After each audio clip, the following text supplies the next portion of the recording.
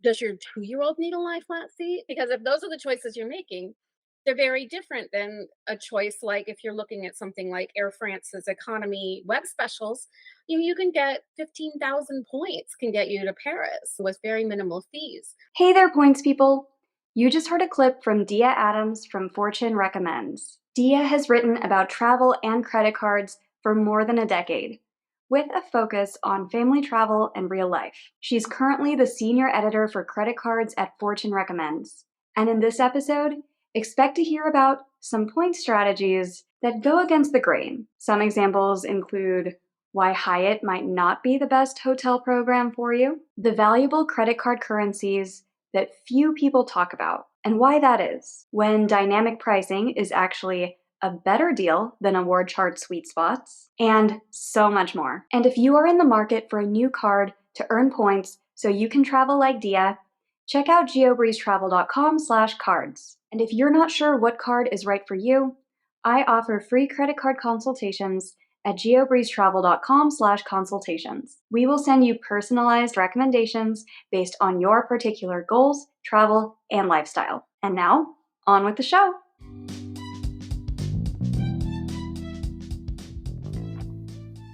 Hey Dia, welcome to the GeoBreeze Travel Podcast. It's always great to chat with you, Julie.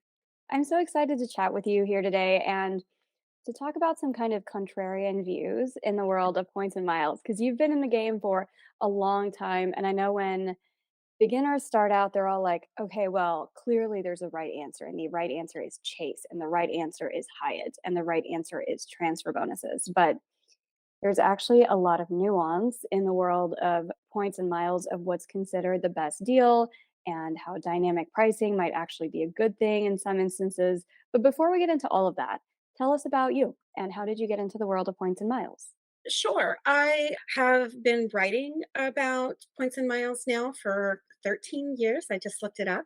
I had a blog for many years called The Deal Mommy. And really, the way that it came about was that I just felt like I was telling the same stories over and over again, where people would ask me, where are you going for the summer? Like at the bus stop or at Little League or whatever. And I'd be like, oh, well, we're flying to Ireland. And then my husband's flying home. And then we're staying in a castle in Austria and seeing the Bastille Day fireworks, and then we're going to London and all this stuff, and their mouths would just sort of drop. And then they would say to me, and this is the part that caused me to start the blog, they would say to me, oh my God, I could never afford that. We'll probably just end up renting a house at the beach again. And I knew full well that renting a house in, because I live in DC, in like the Outer Banks of North Carolina was probably more than I was spending on my whole summer.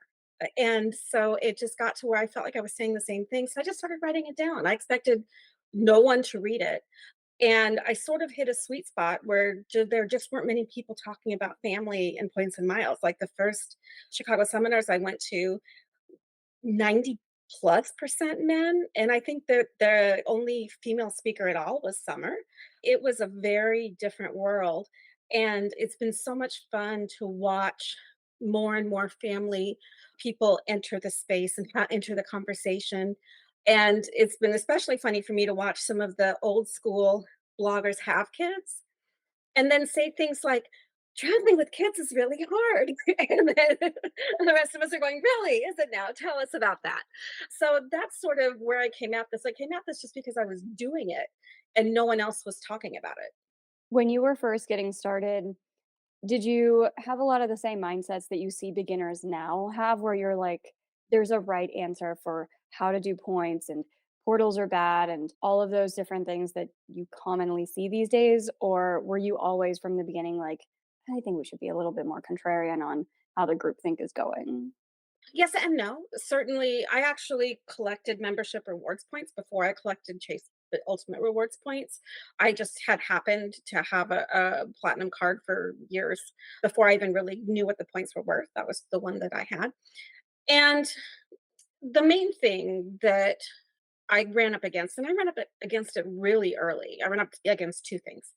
The first thing is that I think parents are sold they're given a terrible disservice by people that do not warn them in advance. You can't use your points for hotels anywhere outside of the United States unless you need two rooms.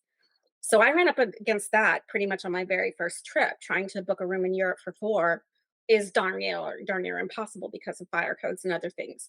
And then the other issue I kept coming up against is I wanted to go places there just weren't points hotels. And so I started looking into one of my very favorite, especially early on, places to look for vacation rentals was Sky Auction.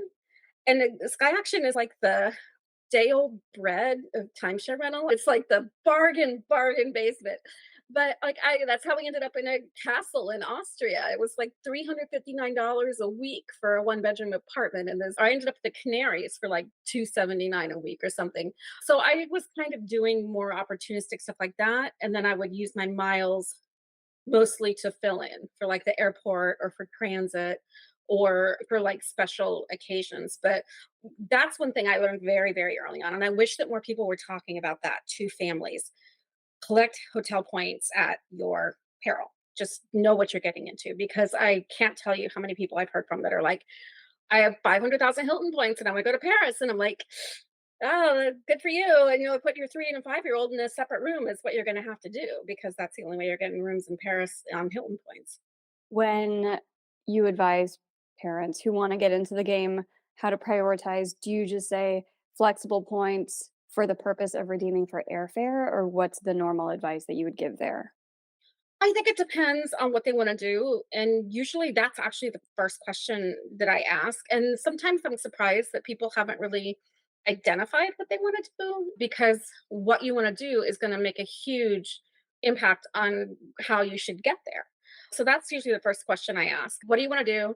What level of luxury do you feel like you want or need? And do you really need to fly in a lie flat seat on basically here to London is basically almost the same as from here to LA. Would you have to have a lie flat seat to go to LA?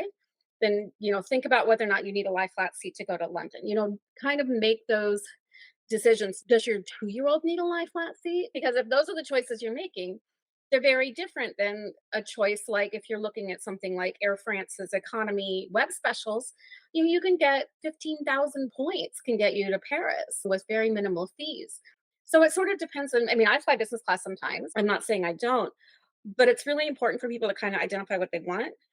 My personal strategy tends to be points for airfare and either flexible points or other cash back or something else tends to cover more of my lodging. Do you prefer to prioritize the flexible points that people talk about when people put together their best credit cards list, which is usually Chase, Amex, Capital One? Those are usually top three these days. Are those the ones that you go for, or do you think that there are ones that should be on those top 10 lists and aren't, especially because you've been in the world of points journalism for many, many years? I think that there's certainly value to Amex, to Chase, to Cap One. I think people aren't talking enough about Wells Fargo. I don't think that people are talking enough about Citi. Specifically, I don't think people are talking enough about the Wells Fargo autograph journey. That card lets you get 5x points on hotels that you book through their own websites. So that card gives you more points than a Hyatt card does on a Hyatt.com stay. So I don't think people are talking nearly enough about autograph journey. I don't think people are talking nearly enough about the city strata, especially combining, and it's the same thing, combine the autograph journey with an active cash for your 2%, combine your points, combine the strata with your double cash 2%, and you can combine your points. So yeah, definitely think there are programs that people aren't talking about. I hope that it's not because some programs pay more than others. I mean, I know for myself, I try to talk about Wells Fargo and Citi and other cards that I like, but I mean, I'm not going to deny that the incentive isn't there. I can certainly see that with City because people used to talk about City a lot more. And then for anybody who's wondering, like, why people were pushing the City Premier and now the City Strata is out there and it's not pushed nearly as much, even though in a lot of ways it's pretty similar, they stopped paying commissions on it, in case anybody's Mhm. wondering. For Wells Fargo, I think part of it is that they don't pay commissions, and part of it is just that Wells Fargo has such like a negative reputation in a lot of circles, and people on the internet don't want to be canceled. Have you seen that that is accurate in the world of, like, blogging as well? So that's an interesting question. Here's what I would say. One, you can't be in the space if you're not ready to absolutely be shredded on a daily basis. It's just part of the job. Two, I think And it's funny because I had a contributor who used to like to try to like see what kind of facts he could slip into articles, and the best was when he slipped into an article that Citibank used to work with the yakuza in Japan. Yeah, and that's true. He sent me an article. So I guess my thought process is all banks are going to have some issues. I've not really heard of issues with Wells Fargo in regards to credit cards. The one thing I've heard, and I've had it happen to myself, is that there was like a swath of bill fraud, maybe what, 2 years ago, but nobody actually lost any money. You know what I mean? Basically, there'd be one fraudulent charge, and it would be annoying. You might have to get a new card or whatever. So I haven't really dealt with. I know that there are like crazy stories out there, but I guess my view on it is how are they treating their credit card customers? And I haven't really heard any problems there. Yeah, I haven't heard any problems with their credit cards. I think people are more like, "It's all one company, isn't it?" And, like, their mortgage side did terrible things that Yeah, led people to, we'll just say, be in some very bad situations, losing houses and stuff. So, I think a lot of that is carrying over to their other lines of business where even if it's, like, it is a completely different team managing their credit card rewards programs, and they have some really nice products, I do think that brand culpability is kind of flowing in there, and that's also why people aren't talking about it as much. But if they started paying out higher commissions, it would be very interesting to see who is suddenly all for it, despite beforehand not that's being so. true. And because I have talked to so many people in the industry, I can peel back the curtain a little bit. And that I know that a lot of the Wells Fargo credit card team is ex Amex and ex Chase. So it's the same group of people that developed, say, like the Ink card. Someone over there worked really a lot with their membership rewards, fleshing out their rewards program. They definitely are. It's the same pool of executives that are managing the programs. What are those points good for? Because if people are like, okay, well, maybe if I'm looking into the Wells Fargo cards, it can transfer to some good places. What can you use that for? I will say their transfer partners right now are a little more limited, so it is something that you want to be aware of. My two favorite, and actually I might say my three favorite now that Virgin Atlantic is going dynamic. My two favorite tend to be Flying Blue and Choice. Choice privileges with both Wells Fargo and Citi Strata transfer 1 to 2, and you can get some amazing deals. In March, I went to Panama, and there's this Radisson that it used to be on the military base in Amador from Panama City, but it sits literally on the canal. And it's like the only hotel that sits on the canal itself.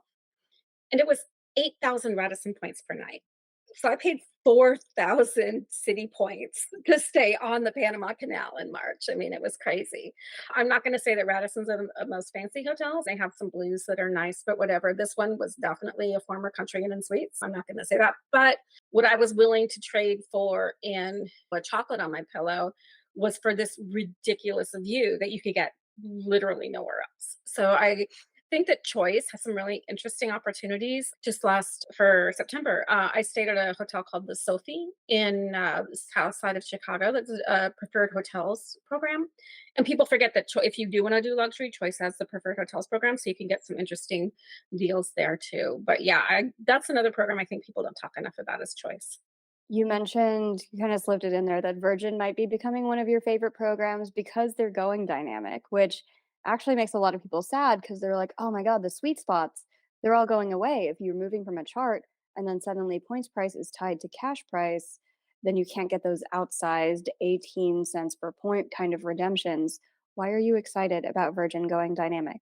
I feel like one of the issues, especially with Virgin upper class, has always been ridiculous taxes. And a lot of the fares that I'm seeing, especially on the lower side, the taxes seem much lower. Like her, I think just was showing a fare that he got that was like 34,000 plus 300 for upper class. And upper class used to be 9 to 1,200 in fees. So I think that you're going to see some flexibility on the fees. And also, I think that it's going to hopefully it takes some pressure off of the crush that you see like with Christmas time and with Thanksgiving and things like that. Because if you don't get those early, they're going to go really high. So you do have to sort of be much more of a planner. I, I like programs that encourage flexibility, and if I'm going to fly on a Tuesday and it's 5,000 points less because the fare is less on a Tuesday, I'm all for it. Are there any other programs that have dynamic pricing that you like as well? Because most people are all about the award charts, the Air Canada award chart, the Hyatt award chart specifically. Are there any other dynamic ones where you're like, it actually works out pretty well, even though it's dynamic pricing? I've seen some really interesting dynamic pricing on Flying Blue, not only just with their awards, promo awards. I last summer we got home from Geneva on a KLM flight for 50,000 points in business, and it was just a regular. It wasn't a promo fare or anything. So I think Flying Blue has some sweet spots. Delta is either very hot or very, very cold. But when I do have good luck, I have very, very good luck. So if you can just happen to catch one of their Sky Miles deals, you can do really well. American can have some ridiculously low points fares. In fact, American has sort of become one of my favorite programs just because I have relatives that live in a small city in the Midwest, and American is basically the only people that fly there. And you used to have to pay $500 for a flight. I can now get there for 6,000 miles. So that makes a huge difference. I think, yeah, those are the ones that I tend to look at the most. You mentioned sweet spots on Delta. I rarely see them. I don't really play in the Delta space that much. And anybody who is sitting on a pile of 1 or 2 million Delta miles, use them as fast as possible because I find that they devalue a lot.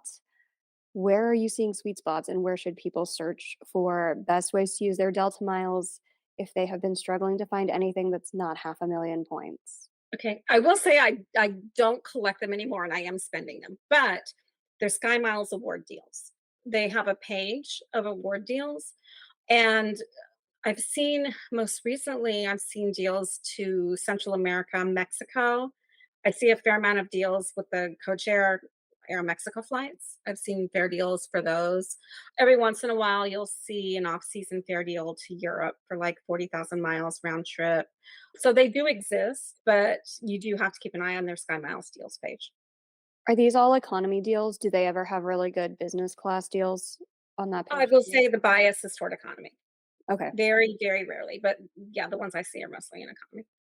How about the American Airlines dynamic sweet spots that you mentioned? Are those mostly economy as well? Because they do have some great business class sweet spots, 60,000 points to Japan, 70,000 points Q suites, though that availability is all but gone these days. What are the sweet spots that you most love with American Airlines?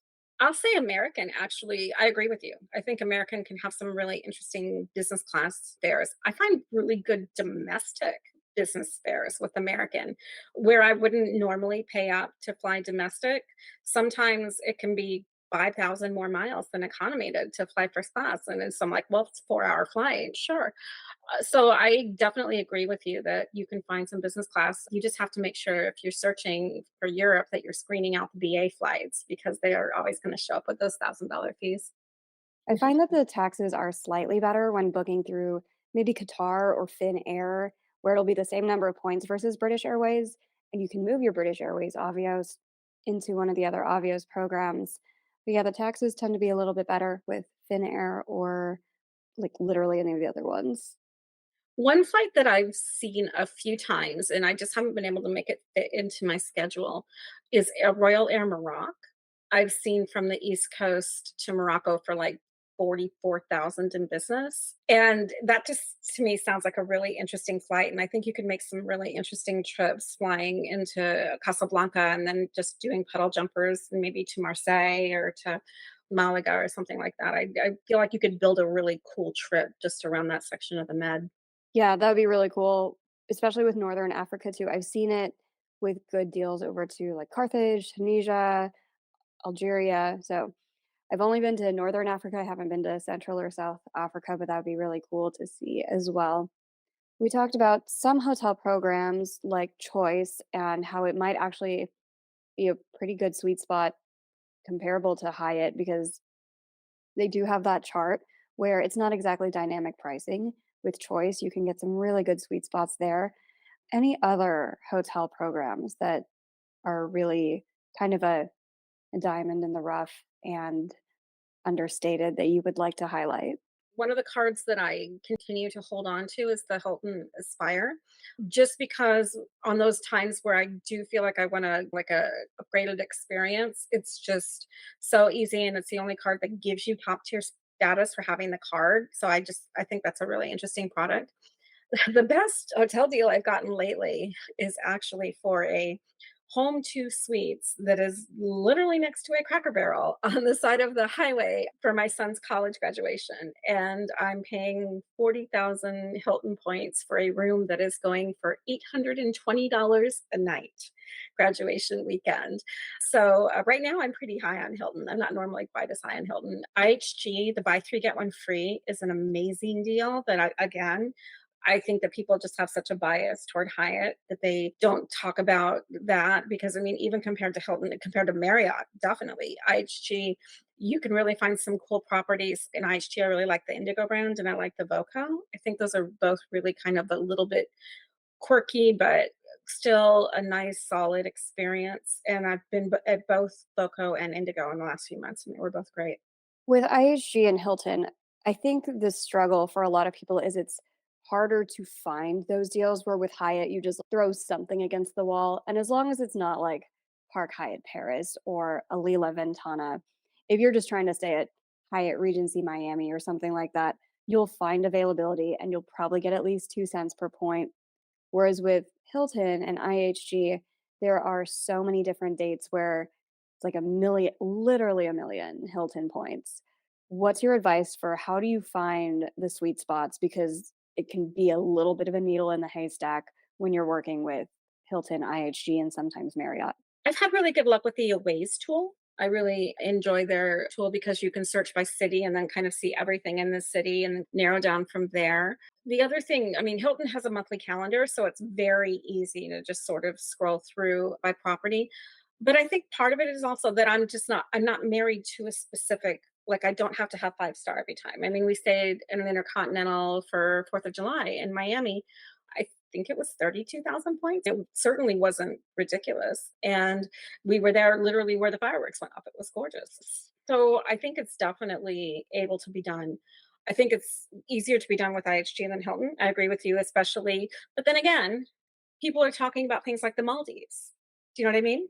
When you're talking about these, but it's because you're pricing out the Maldives. But when you look at the planet as a whole, there are hundreds of thousands of miles of coastline and islands. And yes, the Maldives is a beautiful place. It's a wonderful experience, bucket list, whatever.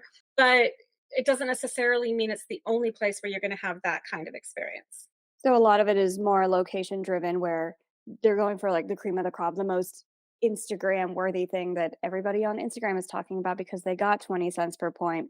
But really, if you're like, it doesn't need to be the Maldives, it can be like this island in Indonesia or something like that, where you'll probably get a similar experience with the views of the ocean and for a fraction of the price. And it won't be a Hyatt and there won't be like globalist breakfast, but there's affordable breakfast, and you can do this with IHG points. Then having a little bit of that flexibility and not just going off of the usual influencer top 10 list can open up a lot more deals.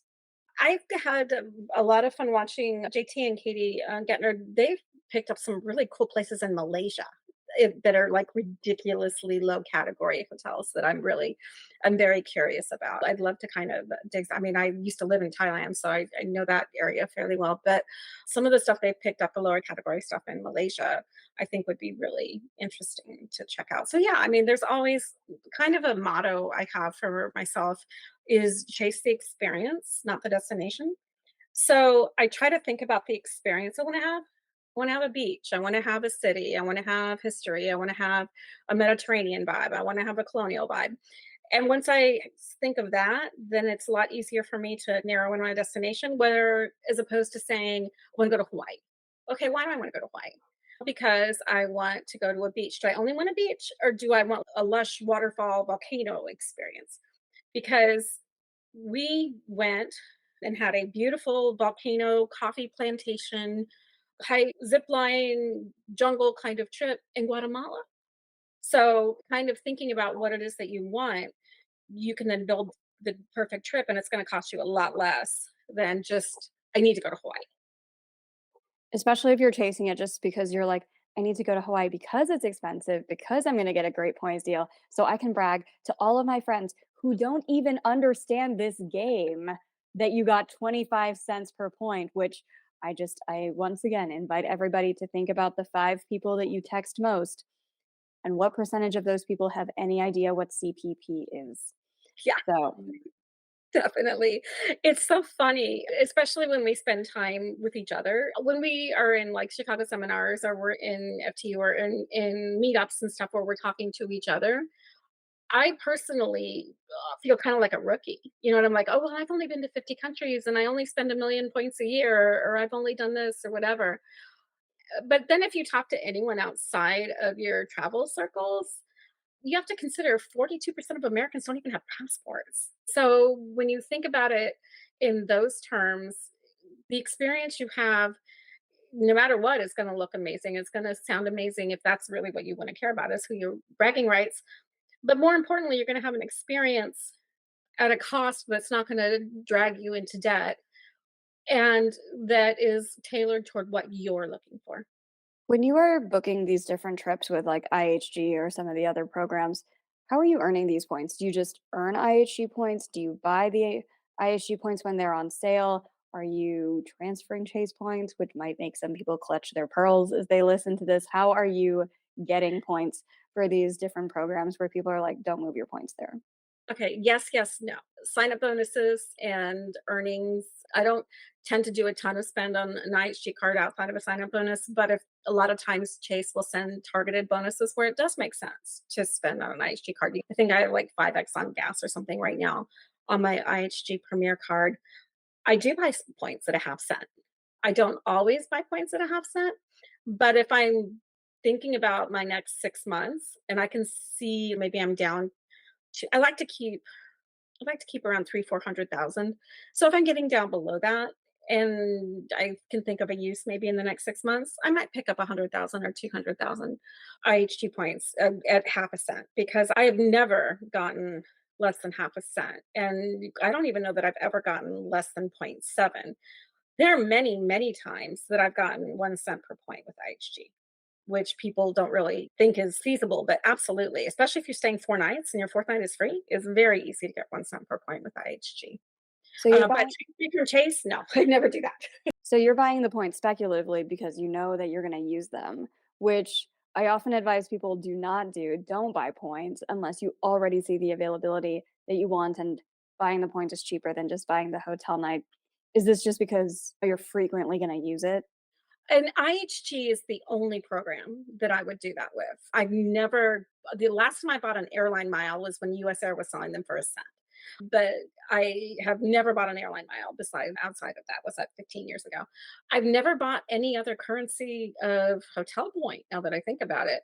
But IHG at half a cent, I it would be pretty much impossible for me not to find value in that. And they never expire as long as you have one of their cards or book something once every 18 months. You can even book and cancel and they'll renew. So yeah, those are the only ones that I would personally buy, and those are the only ones I would feel comfortable recommending to people to buy. So no, I agree with you in general. Speculative buying of points is generally not a great idea. Yeah, whenever I or anyone else on the internet posts about deals of like, Avianca miles are on sale, Air Canada is on sale, all of those things does not necessarily mean you have to go buy it just because it's on sale. For anybody out there who's like, should I buy the points because they're on sale? Still just make sure that you know how you're going to use them. Don't just buy something and then be like, I'll figure it out later, even though I only have 2 weeks of PTO. Don't do that. Yeah, and I will say also, you have to think about what's your tolerance for hassle. Like for instance, my tolerance for hassle is lower than life miles. I don't dabble in life miles. I will occasionally transfer to life miles to for a specific booking, but I don't hold life miles. I don't keep life miles. I certainly don't buy life miles. And just the reason is because the level of hassle that comes with a life miles transaction, if you have to change it or rebook it, even though I know it's gotten better, it's still not great. It's the same reason that I never really got into the Turkish deals because the level of hassle was higher than my tolerance for pain. That is a really good point because with all of those deals that used to be around with oh, you can book United flights over to Hawaii through Turkish Airlines. It's only 7,500 points per person. If you could find the business class flights, which were like an anomaly, but if you could find them, it's only 12,000 points to fly United business class. And mind you, it's domestic business class. It's a glorified recliner. But you could get from New York to Hawaii in a glorified recliner for 12,000 points, which was great, except they were so hard to find. And you'd have to search on Turkish's own website because you can't use anything like seats.aero to find these. You're going to need to make an account. The password needs to be 6 digits and 6 digits only, and you can't have repeating digits. You can't have sequential digits, and they don't post this anywhere. You just have to figure it out from someone else telling you. And then, yeah, God forbid you have to deal with customer service in Avianca or in Turkish Airlines because I have personally not had to.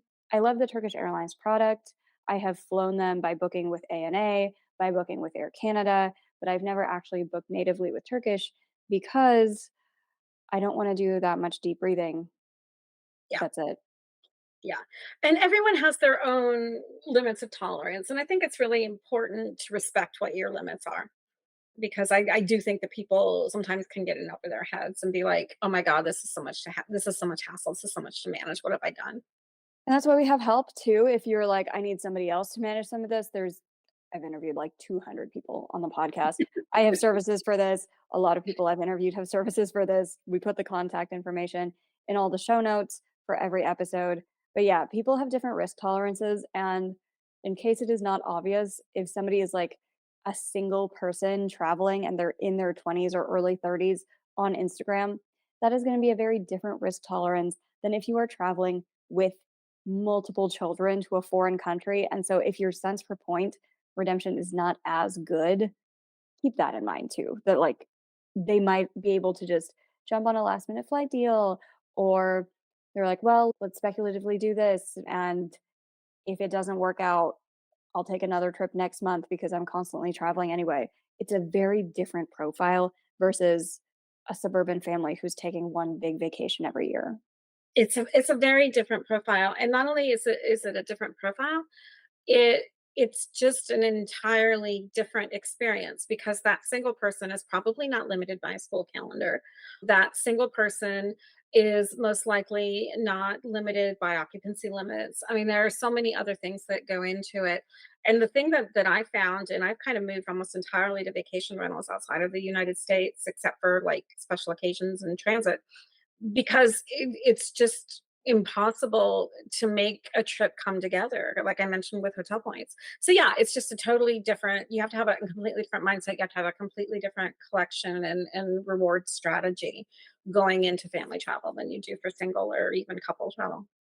You've mentioned so many great tips today with dynamic pricing and kind of going against the grain. And the top 10 list is not always just the top 10. It's the top 10 that people are paid to talk about a lot of the time. Not always, but a lot of the time. With everything that you've learned in the world of points and miles and writing about this for the last decade plus, what would you say is your number one tip for people who are looking to level up? I think my number one tip is go deep into one one base of knowledge. And what I mean by that is that don't feel like you have to be an expert in membership rewards and ultimate rewards and Capital One miles and Wells Fargo and Citi. Pick one, maybe pick two that fit align with your travel goals and then go deep into those programs and make sure that you understand. Like if you decide that you want to collect ultimate rewards, figure out Airplan, figure out Flying Blue, figure out BA. Kind of work your way through one ecosystem and understand it before you jump to the next because it's so easy to have like orphan points all over the place. And then it's really hard to cobble together a trip. So if you just, that would be my suggestion is just pick one that fits your needs and then go deep into that and then start thinking about branching out. Great advice. And speaking of great advice, can you give a shout out to somebody else on the internet that you would recommend listeners check out to level up their points and miles game even more? Sure. I'm a big fan of the Milenomics podcasts. They have two or three different ones. They have a travel stories podcast. They have an actual miles and points podcast. Milenomics has been around almost as long as I have. And my favorite thing that Sam over there talks about is the idea of being your own elite. Basically, he even like at one point made little membership cards that said BYOE, that you pay for it when you need it. If you want a suite, pay for a suite. Don't get there and beg for a suite. If you want breakfast, pay for breakfast. Don't like worry about getting to 60 nights because for one trip you need breakfast. And I just think that his mindset is really refreshing. I enjoy that mindset so much because I think so many people don't do the math and they're like, I need to buy 25 fake nights at the Rio so I can get globalist, so I can get free breakfast. And I'm just like, guys, I'm pretty sure there is a universe and a reality that exists where it is cheaper for you to buy breakfast than 25 fake hotel nights. Most places, like if I'm in Paris, do I really want a hotel breakfast? No, I want a croissant at the cafe down the corner where I can drink coffee and watch the people go by. So yeah, I think that you not only do you lock yourself in, you miss kind of the point of the experience in a lot of cases. Yeah, unless your job is just doing hotel reviews, which to remind everyone again, a lot of the people you follow on the internet, it's literally our jobs to review every aspect of these different experiences. But yeah, for a normal person, I had Park Hyatt Paris breakfast. It was good. Is it worth $60 that they crossed out on my receipt? No. Go buy a croissant for €5. Exactly. Well, perfect. Where can we find you, Dia, if anybody has any other questions for you about your travel style? My easiest way to find me is all my socials are at the Dia Adams. Most of my writing these days is at Fortune Recommends in our credit cards vertical, but I'm always happy to chat travel. So yeah, feel free to hit me up on my socials. Perfect. Thank you so much for joining us today. It's been fun. Thank you.